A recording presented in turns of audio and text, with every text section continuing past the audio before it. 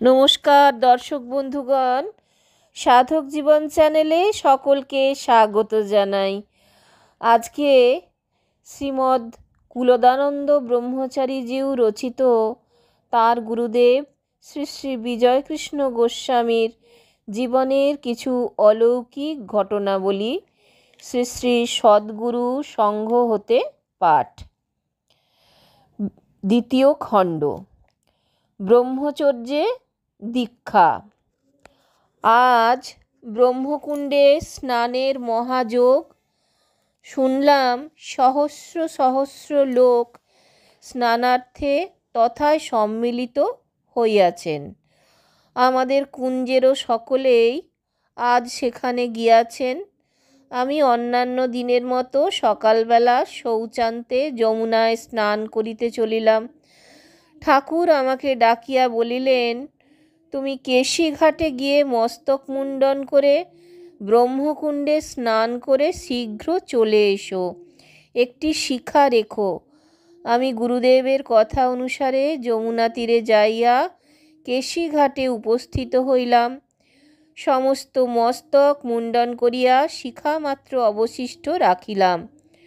ব্রহ্মকুণ্ডে যাইয়া দেখি অসংখ্য লোকের সমাগমে ব্রহ্মকুণ্ড আজ পরিপূর্ণ।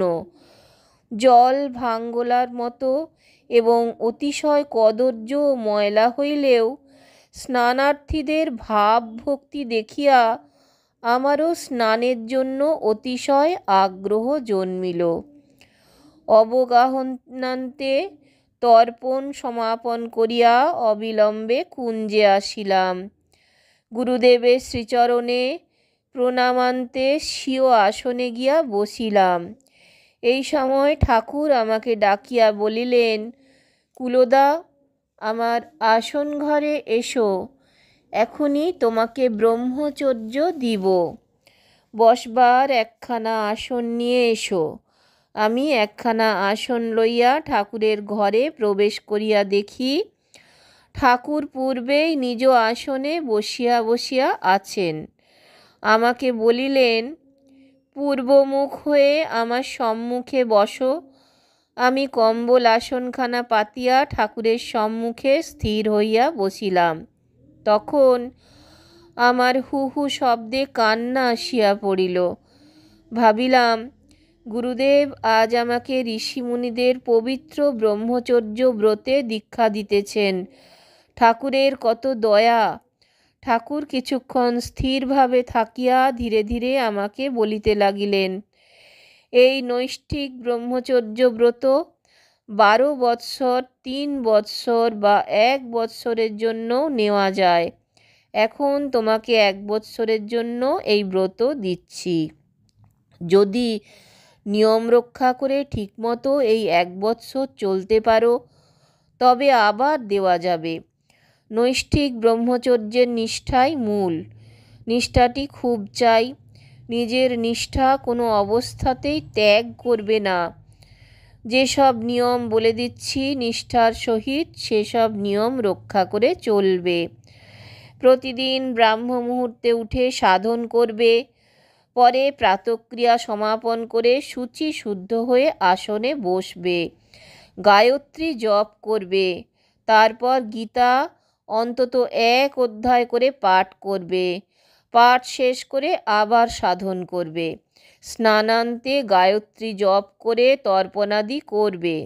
স্বপাক আহার করবে, অথবা ভালো ব্রাহ্মণের রান্না অন্ন আহার করতে পারো। আহারে কোনো প্রকার অনাচার না হয়। আহারের একটা নিয়ম রাখবে। পরিমিত আহার করবে, খুব বেশি বা কম না হয়। যাতে কামভাব উত্তেজিত হয় এমন বস্তু খাবে না। অধিক পরিমাণ ঝাল অম্ল মিষ্টি ত্যাগ করবে। মধু ও ঘৃতে উত্তেজনার বৃদ্ধি হয়, এসব বস্তুও অধিক খাবে না। আহার সম্বন্ধে সর্বদাই খুব সাবধান থাকবে। আহারটি বেশ শুদ্ধ মতো করবে। আহারান্তে কিছুক্ষণ বসে বিশ্রাম করবে। পরে ভাগবত, মহাভারত, রামায়ণাদি কিছু সময় পাঠ করবে। পাঠের পর নির্জনে বসে ধ্যান করবে। বিকালবেলায় ইচ্ছা হলে একটু বেড়াতে পারো। সন্ধ্যার সময় গায়ত্রী জপ করবে। পরে সাধনাদি যেমন করে থাকো তেমনই করবে। খুব ক্ষুধা বোধ হলে সামান্য কিছু জলযোগ করবে। অন্নাহার দুবেলা করবে না। নিতান্ত সামান্য বসন পড়বে। সামান্য শয্যায় শয়ন করবে। এ সকল নিজের নির্দিষ্ট রাখবে। দিনের বেলায় নিদ্রা ত্যাগ করবে। সময়ে সময়ে সাধুসঙ্গ করবে। সাধুদের উপদেশ শ্রদ্ধার সহিত শুনবে। নিজের সাধনে বিশেষ রূপে নিষ্ঠা রাখবে। কাহারও নিন্দা করবে না, কাহারও নিন্দা শুনবে না। যে স্থানে নিন্দা হয় সে স্থান বিষবৎ ত্যাগ করবে। কোনো প্রকার সাম্প্রদায়িক ভাব রাখবে না। যিনি যেভাবে সাধন করেন তাকে সেইভাবেই সাধন করতে উৎসাহ দিবে। কাহারও মনে কষ্ট দিবে না। সকলকে সন্তুষ্ট রাখতে চেষ্টা করবে। অন্যের সেবা তোমার দ্বারা যতদূর সম্ভব হয় করবে। মনুষ্য, পশু, পক্ষী, বৃক্ষলতা প্রভৃতির যথাসাধ্য সেবা করবে। নিজেকে অন্যের নিকট ছোট মনে করবে। সকলকে মর্যাদা দিবে। প্রতি কার্যই বিচার করে করবে। সর্বদা প্রতি কার্যে বিচার করে চললে কোনো বিঘ্ন হয় না। সর্বদা সত্য বাক্য বলবে। সত্য ব্যবহার করবে। অসত্য কল্পনা মনেও আসতে দিবে না। কথা কম বলবে। যুবতী স্ত্রীলোক স্পর্শ করবে না। দেব দর্শনে, গোলমালে, রাস্তায় ঘাটে বা অজ্ঞাতসারে স্পর্শ হলে তাহা স্পর্শ মধ্যে গণ্য হবে না। অতি গোপনে নিজের কাজ করে যাবে। সর্বদাই খুব শুচি শুদ্ধ হয়ে থাকবে। পবিত্র স্থানে, পবিত্র আসনে বসবে। এ সমস্ত নিয়ম রক্ষা করে চলতে পারলে আগামী বৎসর আরও নিয়ম বলে দেওয়া যাবে। এই সব নিয়ম উপদেশ করিয়া ঠাকুর আমার দিকে চাহিয়া খুব প্রাণায়াম করিতে লাগিলেন। আমাকেও সঙ্গে সঙ্গে প্রাণায়াম করিতে বলিলেন। আমিও করিতে লাগিলাম। পরে দুর্লভ ব্রহ্মচর্য ব্রতে আমার দীক্ষা দিলেন। এ সময়ে আনন্দে আমার নৃত্য করিতে ইচ্ছা হইল। ভাবে অভিভূত হইয়া কতক্ষণ বসিয়া রহিলাম। পরে ঠাকুর আমাকে উঠিতে বলিলেন। আমি যেমনি ঠাকুরের ঘর হইতে বাহির হইলাম অমনি সকলে কুঞ্জে আসিয়া উপস্থিত হইলেন। আমার ব্রতের বিষয়ে কেহই কিছু জানিতে পারিলেন না। বিচারপূর্বক দানের উপদেশ। বিকালবেলা আমরা সকলে ঠাকুরের সঙ্গে শ্রী শ্রী গোবিন্দজি দর্শনে বাহির হইলাম। মন্দিরের নিকটে একটি বৃদ্ধকে দেখিয়া ঠাকুর দাঁড়াইলেন। বৃদ্ধ অতিশয় জরাতুর, কঙ্কাল বেশ। ঠাকুরের সম্মুখে আসিয়া হাবভাবে মনোগত ভাব ব্যক্ত করিতে লাগিলেন। আমরা তাহার ইঙ্গিতে কিছুই বুঝিলাম না। এ সময় আমি ঠাকুরকে জিজ্ঞাসা করিলাম, বৃদ্ধ কি বলছে? ঠাকুর বলিলেন, তোমার গায়ের কম্বলখানা চায়।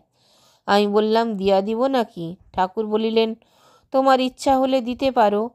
আমি তখন কম্বলখানা বৃদ্ধকে দিয়া খালি গায়ে ঠাকুরের পশ্চাৎ পশ্চাৎ চলিলাম। ঠাকুর আমাকে জিজ্ঞাসা করিলেন, তোমার গায়ের জন্য কোনো কাপড় নাই?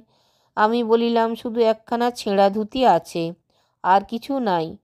সকালবেলা গায়ের আলোয়ানখানা একটি ভিখারিকে দিয়ে দিয়েছি। ঠাকুর শুনিয়া বলিলেন, যে বস্তুর অভাবে অত্যন্ত ক্লেশ পেতে হয় সেরূপ নিতান্ত আবশ্যকীয় বস্তু ছেড়ে দিতে নাই। উহার অভাবে কষ্ট হলে যদি একবারও দানের জন্য অনুতাপ হয় তবে সবই মাটি। এই জন্য সকল কার্যই বিচার করে করতে হয়। যাক, ভগবান তোমার জোগাড় রেখেছেন। কুঞ্জে আসিয়া ঠাকুর মা ঠাকুরুনকে বলিলেন, তোমার আসনের কম্বলখানা কুলদাকে পেতে শুতে দিও। মা ঠাকুরুন তৎক্ষণাৎ আমাকে তাহার কম্বলখানা আনিয়া দিলেন। মা ঠাকুরানীর বহুদিনের সাধন ভজনের কম্বল আসন পাইয়া নিজেকে মহা ভাগ্যবান মনে করিলাম। প্রাণে বড়ই আনন্দ হইল। আসনের গ্রন্থ। ভোরবেলা যথারীতি প্রাতক্রিয়া সমাপনান্তে যমুনায় যাইয়া স্নান ও তর্পণ করিলাম। কয়েকদিন যাবৎ ব্রাহ্মবন্ধু গুরুভ্রাতা সতীশচন্দ্রও আমার সঙ্গে তর্পণ করিতেছেন। তর্পণ করিয়া নাকি তাহার শরীর হালকা হালকা বোধ হয়। মনেও তিনি এক অপূর্ব আনন্দ অনুভব করেন। উহার এ এক কথা শুনিয়া অবধি আমারও তর্পণের ওপর শ্রদ্ধা বর্ধিত হইল। স্নানান্তে নিজের আসনে বসিয়া কিছু সময় সাধন করিলাম। আমার প্রতি প্রত্যহ এক এক অধ্যায় গীতা পাঠের আদেশ হইয়াছে, অথচ গীতা আমার নাই। সাহস করিয়া ঠাকুরের আসন ঘরে প্রবেশ করিয়া তাহার গীতাখানি লইয়া আসিলাম। পরে পাঠান্তে পুনরায় উহা যথাস্থানে রাখিয়া দিলাম। ঠাকুর আমাকে বলিলেন, আসনের গ্রন্থ কখনো স্থানান্তরিত করতে নাই, ক্ষতি হয়। আমাকে গীতা পাঠ করতে বলেছেন, আমার গীতা নাই। ঠাকুর, এই গীতাই তুমি স্বচ্ছন্দে পড়ো, অন্য ঘরে না নিলেই হলো, আমার আসন ঘরে বসে পড়তে পারো। আসন হইতে গ্রন্থখানি তুললেই তো স্থানান্তরিত করা হবে, তাতে কোনো দোষ হয় না, আসন ঘরে থাকলেই হলো। দৃষ্টি সাধন। অপরাহ্নে কিয়ৎকাল দৃষ্টি সাধন করিয়া ঠাকুরকে আসিয়া জিজ্ঞাসা করিলাম, অনেককাল যাবৎ ক্ষিতিতেই দৃষ্টি সাধন করে আসছি, এমনকি অন্নভূতে অভ্যাস করব। ঠাকুর বলিলেন, না, এখনও এই করো, আরও পাকুক, একটায় ঠিক হয়ে গেলে অন্যটায় করা ভালো। একটিমাত্র বিন্দুতে সমস্তটি দৃষ্টি স্থির করতে হয়। দৃষ্টি সাধনে কি উপকার হয়? ঠাকুর বলিলেন, চক্ষু পরিষ্কার হয়, দৃষ্টিশক্তি খুব বৃদ্ধি হয়, অতি দূরবর্তী বস্তু আর সূক্ষ্ম বিষয় সকলে পরিষ্কার দেখা যায়। আর আর যা হয় দৃষ্টি সাধন করতে করতেই তা বুঝবে। ঠাকুর এইরূপ বলায় আমার আর কোনো প্রশ্ন করিতে সাহস হইল না। মনে করিলাম এই কথার দ্বারাই আমাকে নীরব থাকিতে ইঙ্গিত করিলেন। আমি চুপ করিয়া বসিয়া নাম করিতে লাগিলাম। দর্শক বন্ধুগণ, যদি ভালো লাগে তাহলে অবশ্যই চ্যানেলটা একটা লাইক, শেয়ার, সাবস্ক্রাইব করার অনুরোধ রইল। সকলকে অজস্র ধন্যবাদ আমার চ্যানেলে এসে আপনাদের সময় দেবার জন্য। জয়গুরু, জয় গোসাই। শীঘ্রই ফিরে আসছি পরবর্তী পর্বে।